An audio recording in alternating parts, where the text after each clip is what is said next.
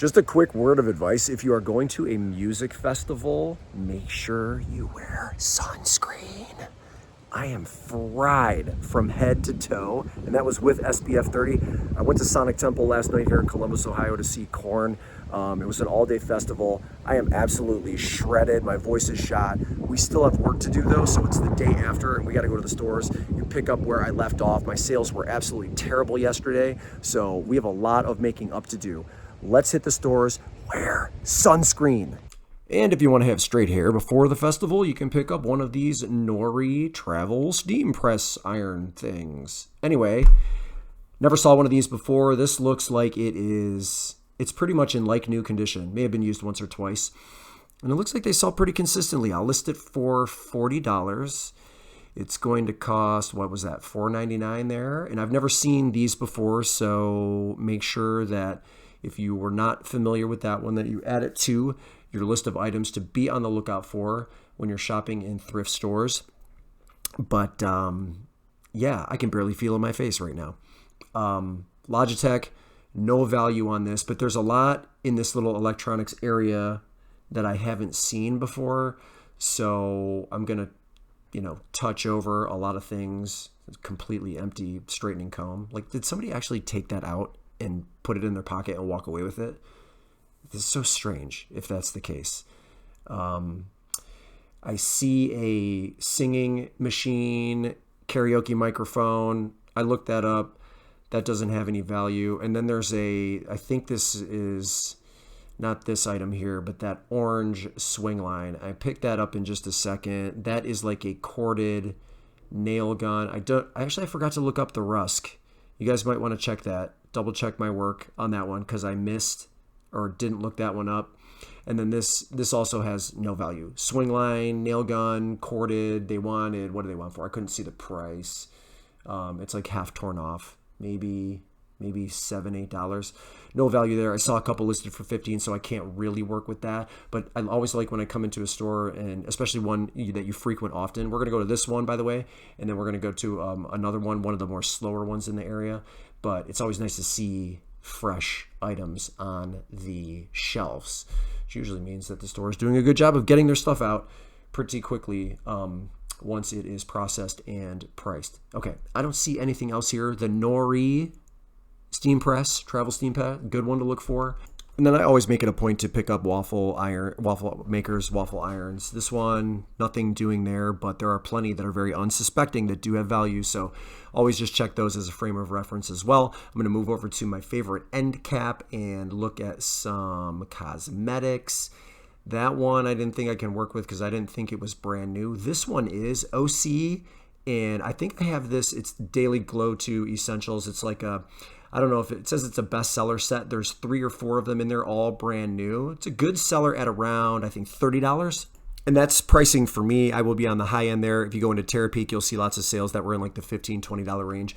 I'm still going to shoot for $30 because it still puts me in line with the ones that are currently listed. If you look at the shelf here, there's a point I want to make. See all of the like red glitter dust, if you were picking up a package, or if I found an item that was new in the package, whether it's a cosmetic or whatever, and it had that glitter on the bottom, I don't think the eBay buyer and eBay themselves also would force you to consider selling an item that was maybe new open box or pre-owned because the package had some type of like minimal damage, or how it was dirtier and not in gift giving condition. I come from the world of Amazon, where every package had to be absolutely pristine. There couldn't be like a bend in it. And yes, you could get around those types of things, but the Amazon requirements for selling things brand new in the box, I think, are a little bit more stringent than they are on eBay. So if you have a package that has a little bit of wear, it's totally okay to sell it brand new if it's still brand new. So just keep that in mind if you're a newer seller. Don't worry about everything being in pristine condition if we're talking about like the conditions of the boxes of the things that you're selling. Okay, this light wedge here, as I moved over to carts, pretty interesting item because it looks like there is still good demand for it. So it took 4 AAA batteries. I did have to test it, and it looks like it's going to sell most likely in the $25 range, but it is only $2.99, so very fair pricing. This was is this Blue from Jurassic World? I didn't look that mask up. I probably should have. I'm just scanning the rest of these items on the cart. I think these are newer carts, but there's not a ton that I can work with, so I assume. So let's keep looking around. This Vicks personal steam inhaler, if it was brand new in the box, that could have been something, but because it's pre-owned and I wasn't going to bother going to try to make sure that all of the pieces and parts and components were still there, I'm just going to leave that behind. Couldn't really figure out does anybody know what that case is for? I don't even know how to pronounce whatever that is. Abochan. So my ignorance could have cost me there as well. iHome, mini speaker, nothing doing there. I don't think there was a mark on this drip glaze. I do look up that drip glaze because there's some Faltzgraf, is that how you pronounce it? Faltzgraf plates that have a drip glaze pattern that do sell. So you'll want to pay attention to that. Couldn't find a brand on this bag. A lot of brandless stuff here too. I wonder where all of this was coming from this day. The Jesus Fish purse. I don't know what that is all about. And then a lot of this stuff just looks sort of brandless, low value, nothing doing there. So I moved over to another store and was very surprised to see a pair of Amiri sneakers that are authentic.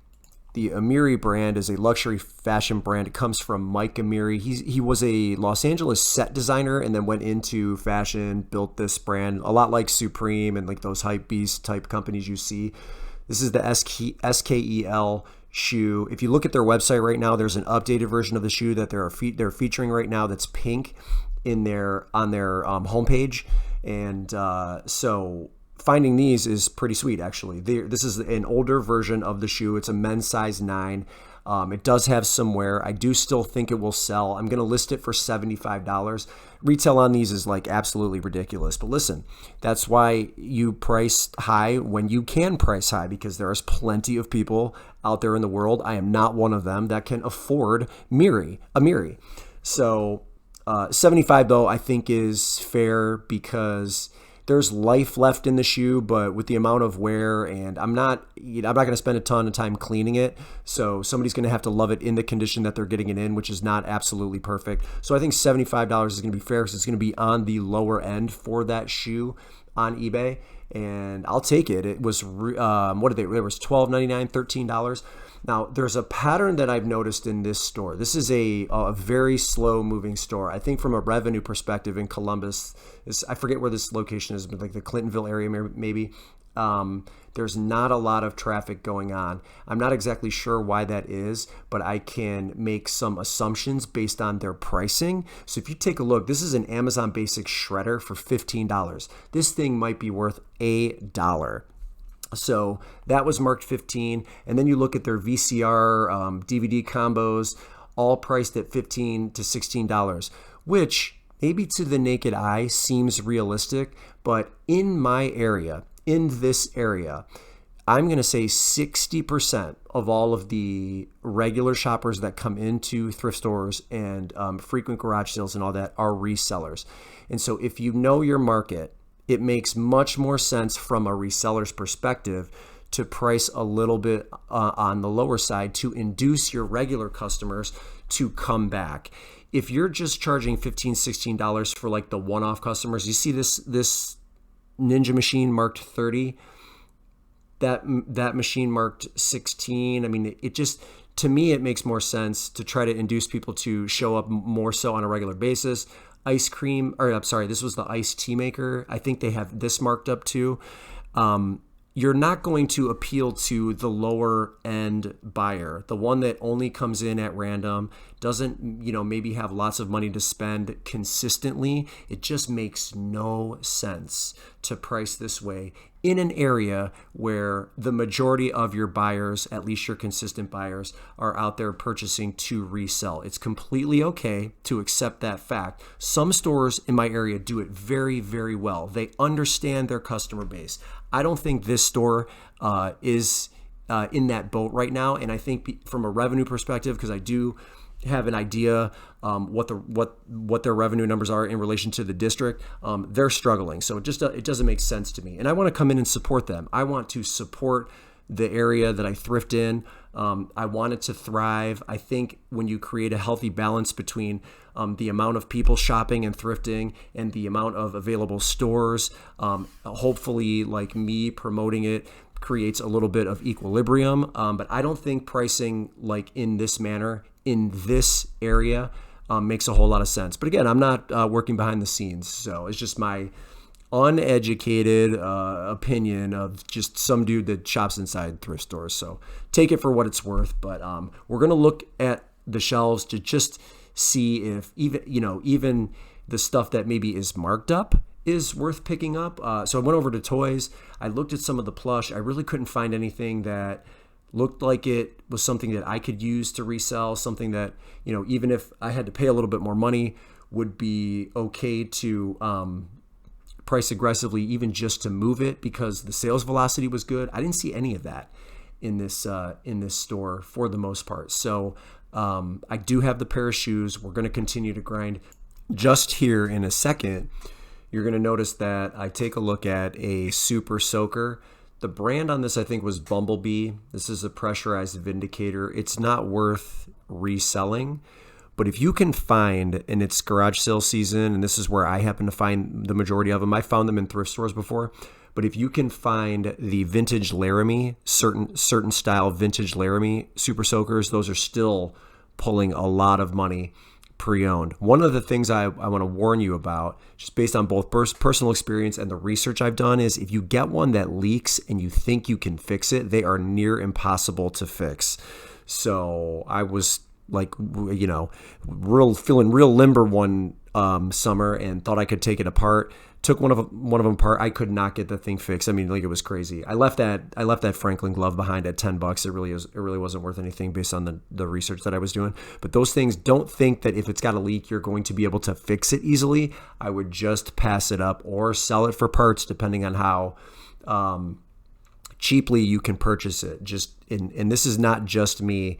In my experience, it's across the board, like looking at solutions to try to fix those old vintage Super Soakers. They are very hard to fix. Nothing is impossible, but you get what I'm saying. So don't waste your time on it. Looking at a cart that just came out, checking out the home goods in this section. They have certain areas in here that are just kind of random. Durasport, it's not worth anything. Those drive mechanics, those are not worth anything either. This looks generic. Everything here looks kind of generic, and it looks pretty sparse, right? Not a ton to go on. So I don't know if that's a donation issue or if they're just putting everything on Shop Goodwill. It's very hard to say. So I'm really digging deep, but like even at they have $13 on that. That is a $3 item that they have marked 13. Let's be honest. Looking at the figures and the figurines, this Coventry boy with his dog was very cute. No value on that one. A lot of this stuff, like I think that said Miss Marie, right? It just looks like Precious Moments. You guys saw my April Fool's video. I talked about Precious Moments. I thought I was hilarious. So no value there for the most part. That doesn't look like anything that I can work with, but I really spend way more time in this area than I normally do. And it is starting very slowly to bear fruit. It's like if you're looking at art and figurines and collectibles and the marketplace you sell them on is eBay, it's probably going to move a little bit slower, all things considered, all variables considered. But my stuff is $16 on that piece. Farval Ceramics, $16. Do you see the theme here? Like, it's probably just a little bit too high. Like, it's kind of silly. But my figurines, my art, like pottery, ceramics, all of those things are selling. They are just selling at a little bit of a slower pace. So I guess that's in one way working to my advantage. I'm learning. I'm getting a little bit better. I'm finding maybe more things in those categories. But on the other hand, they just sell slow. So I don't know if the lack of speed is making up for the increase in knowledge. It remains to be seen. Okay, digging and digging and digging. I just don't see anything here that looks like it's going to work. Honey jar down below. Looks like some coral, like a coral basket. This little figure, nothing doing there, although she's cute. It was just a little bit of a struggle in here. So I'm going to take a look at some of the seasonal stuff.